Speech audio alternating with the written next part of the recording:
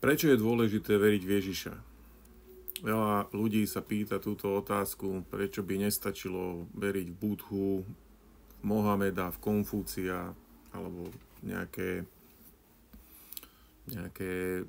učenia rôznych učiteľov, alebo nasledovať nejaké morálne princípy, nejaký súbor nejakých pravidiel, ktoré sa podobajú, dajme tomu 10 prikázaniam z Biblie, a vlastne nejakým spôsobom ako byť morálnym človekom alebo zažiť nejaké duchovné osvietenie, nejaký špiritizmus alebo nejaké iné duchovné nejaké praktiky. Vlastne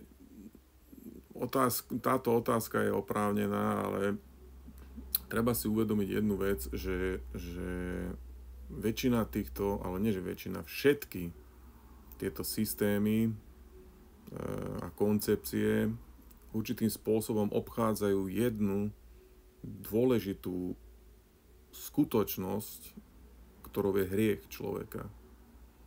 Totižto človek, vieme veľmi dobre, ešte v Edenskej záhrade padol, bol vyhnaný z Božej prítomnosti a vlastne stal sa Božím nepriateľom a zažil pád po každej stránke, po morálnej, po duchovnej, po stránke vzťahov. Vieme, že hneď prvé deti Adama a Evy sa pozabíjali navzájom, Kain s Abelom. A túto padnutú prirodzenosť, túto stratu vlastne tej Božej slávy, o ktorej Biblia hovorí, stratu toho zmyslu života, charakteru Božieho, pre ktorý Boh stvoril človeka na svoj obraz, táto strata charakteru je viditeľná v živote každého jedného z nás, že niečo chýba, niečo není v poriadku, niečo je veľmi hlboko zle s ľudským životom. A vlastne to, čo je niečo zlé, čo je mimo, že ľudský život ide mimo svoj cieľ, nenachádza svoj cieľ, nenachádza svoj zmysel, nenachádza to skutočné naplnenie toho, dôvod toho je hriech. To, že človek sa oddelil od Boha, padol do hriechu a nepozná Božiu slávu. Väčšina týchto mimo Ježiša Krista presvedčení sa zakladá buď na reinkarnácii, alebo na sledovaní určitých morálnych zákonov. Reinkarnácia vo svojej podstate oddialuje riešenie otázky hriechu. Sice áno, priznáva, že čo človek seje, to bude žať a všetky zlé veci, ktoré človek robí, to sa mu vráti. Ale odkladá sa to niekde do ďalších životov, do ďalších nejakých nekonečných životov, kde možno človek raz bude nejak osvietený a možno raz nejakým spôsobom sa vymaní z toho nekonečného kolobehu, čož je len v podstate podobné niečo ako evolúcia, ktorá stvorenie sveta odkladá na miliardy rokov a myslí si, že tým vyrieši to, čo nevie vyriešiť.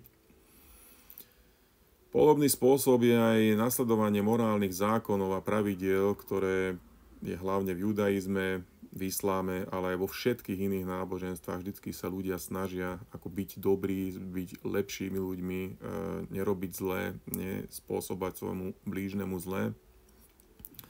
Čož je v poriadku, len problém s tým je ten, že takisto to vedie k tomu, že človek sa niekedy oklame sám tým, že koná nejaké dobré skutky, alebo že sa snaží nejak nábožensky, alebo ľudsky, humanitárne, humánne, že tým nejak sám seba spasí, alebo sám seba polepší a pozdvihne na vyššiu úroveň, na nejakú úroveň, ktorá je priateľná Bohom. Lebo mnohí si myslíme, že keď sa viac budeme snažiť, tak budeme viac priateľný Bohom, čož pravda, že je do určitej miery pravda, lebo človek sa má snažiť, má robiť dobré skutky, má sa snažiť byť zdielný, dajme tomu, alebo pomáhať chudobným, alebo vyvarovať hriechom, ako sú krádež, klamstvo, podvod, cudzoložstvo, nevera a tak ďalej. Ale väčšinou každý príde na ten bod, že čím viac sa snaží byť lepším, tak tým viac je horší v nejakej inej oblasti.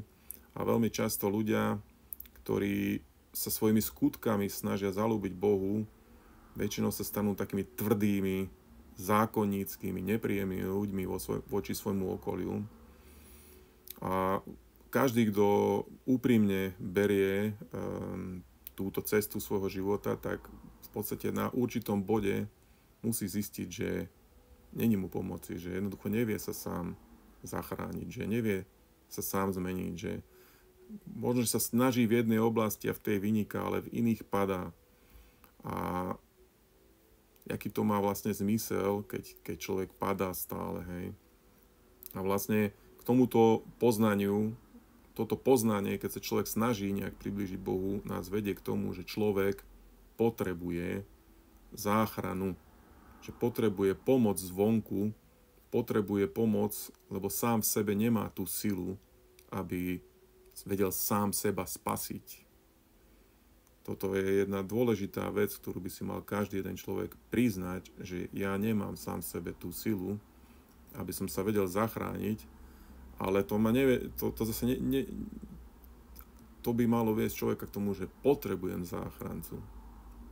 No a jediný záchranca, jediný, kto priniesol záchranu, priniesol riešenie na otázku hriechu, je práve Ježiš Kristus a práve jeho zmierujúca obeť je to Božie riešenie, že na neho môžeme uvaliť všetky svoje hriechy, všetky svoje nezdary, všetky svoje zlyhania a on vie, vlastne jeho obeť vie priniesť zmierenie s Bohom, zmierenie a napravenie vzťahu s Bohom. Pretože práve skrze vieru v Ježiša Krista sa deje tá vec, že človek obnoví svoj vzťah so svojím stvoriteľom a že vstúpi Božia prítomnosť do jeho života. Toto prežil každý jeden človek, ktorý sa skutočne znova narodil a vlastne znovu zrodenie sa začína práve touto vierou.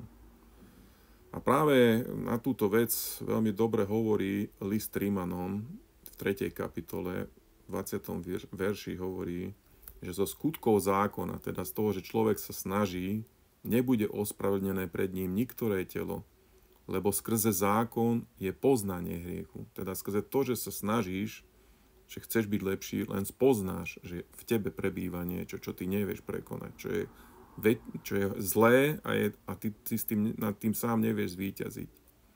No teraz je zjavená spravodlivosť Božia, osvedčovaná zákonom i prorokmi, avšak spravodlivosť to Božia skrze vieru Ježiša Krista cieľom všetkých a na všetkých veriacich.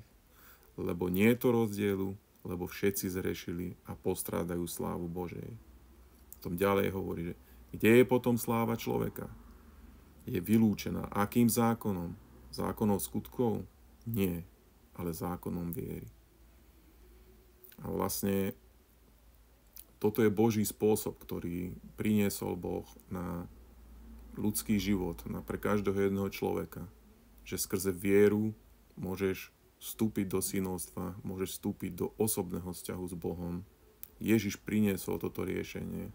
On je Boh, ktorý sa zjavil v tele, ktorý zobral na seba hriechy nás všetkých a zomrel za naše hriechy na kríži. On pretrpel náš trest a smrť a na tretí deň stal z mŕtvych. A keď tomuto uveríš, je to síce možno bláznostvo pre teba, zdá sa to byť bláznivé, ale práve to je Božia múdrosť a práve to prinesie záchranu pre teba, pre tvoju dušu a dá ti to večný život.